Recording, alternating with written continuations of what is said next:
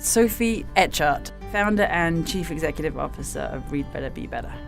Read Better, Be Better is a non-profit organization, so our mission is to help children improve literacy skills and become better learners. And we are an after-school program, and we inspire and train 8th graders to implement a reading comprehension curriculum with struggling 3rd grade readers.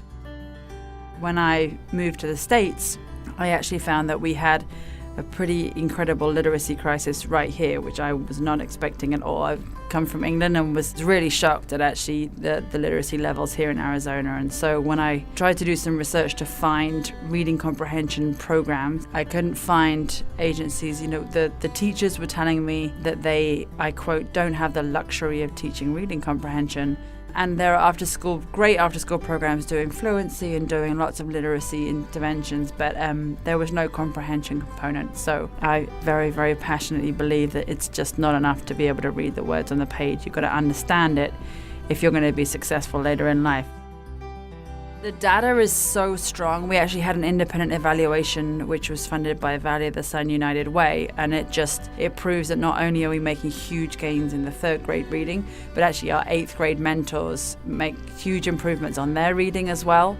So our 8th graders are telling us that they're memorizing our comprehension strategies, and they go home and they're actually doing it with their younger siblings in the home. And a lot of our kids will be primary caregivers, so that's just getting it into so many households with so many extra kids.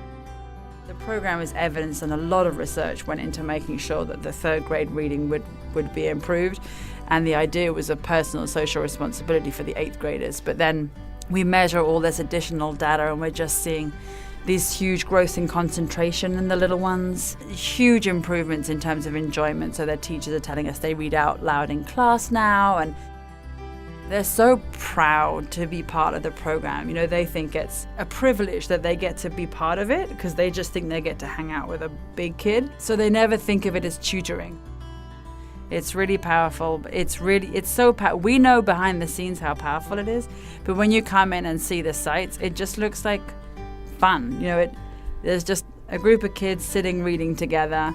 They won't look up when you come in. They're always completely engrossed. We think of it as a really, really, really simple and fun solution to an incredibly complex problem.